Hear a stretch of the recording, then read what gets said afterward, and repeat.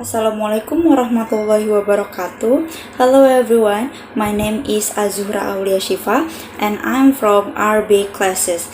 In this video, I would like to talk about the health benefits of drinking coffee. So many people drink coffee for an energy boost, but it may have other health benefits such as lowering the risk of the type 2 diabetes and helping people lose weight. Worldwide, experts estimate that people consume around 2.25 billion cups of coffee per day. Researchers have looked at the benefits of drinking coffee for conditions such as diabetes, cardiovascular disease, inflammatory bowel disease, and liver disease.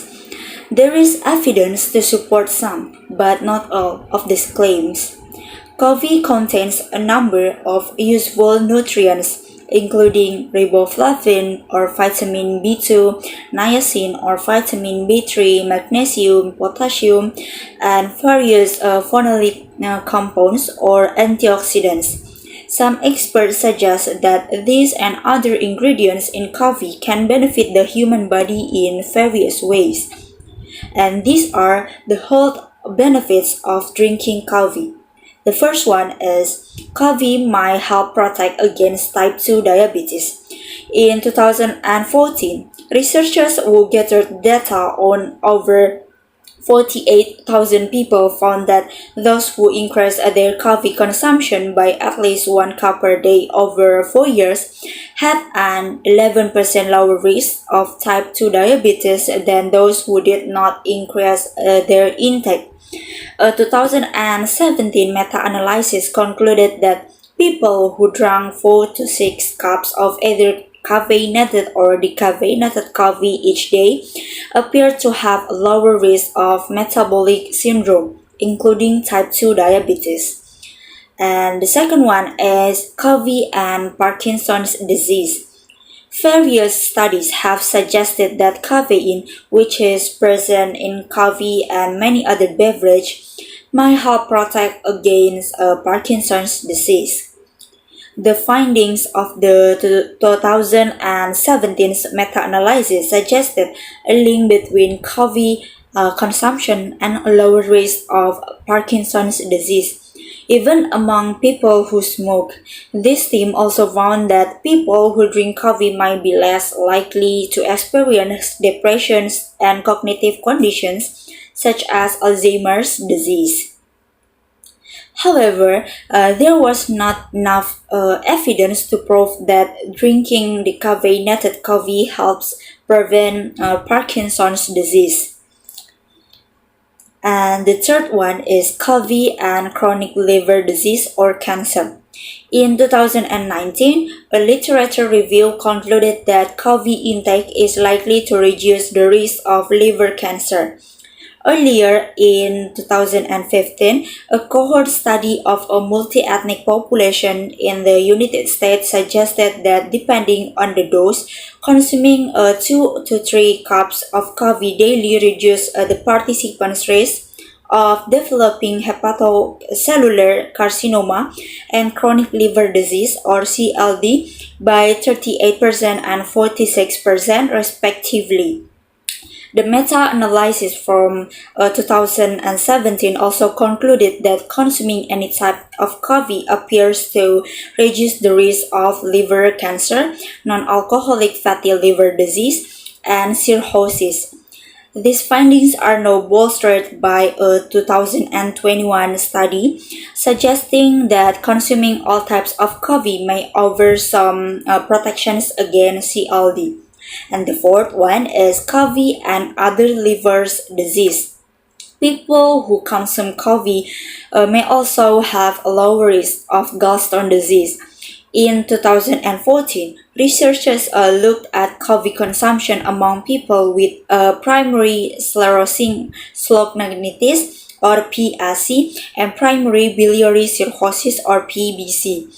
These are autoimmune conditions that affect the bile ducts in the liver. They found that people with PSC were more likely to have a lower coffee intake than those without the condition. There was no evidence to suggest that coffee intake was different among people with or without PBC. Also, another 2014 study suggested a link between coffee consumption and a lower risk of dying from a non-viral hepatitis-related cirrhosis.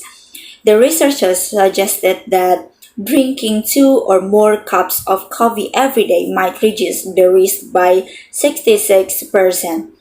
And the fifth, coffee and health. The 2017 meta-analysis found that caffeine consumption may have at least a small benefit for cardiovascular health, including blood pressure.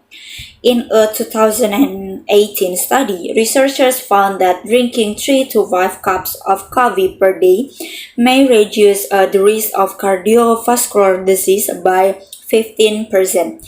Drinking 1 to 5 cups daily also seemed to be associated with lower average mortality resulting from any cause.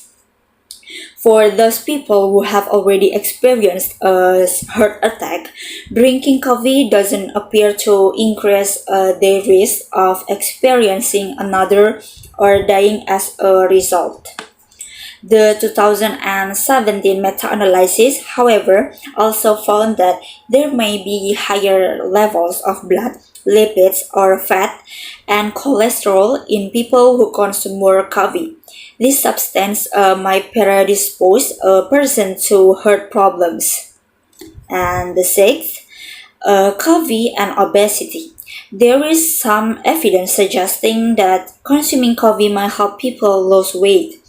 One 2018 paper indicated that the more coffee the participants drank, the higher their main production in weight, body mass index or BMI, and fat mass. A 2019 study suggested that drinking coffee might have a modest association with weight loss, with a greater association in men than in women. However, these results have not been replicated, so they may not be definitive.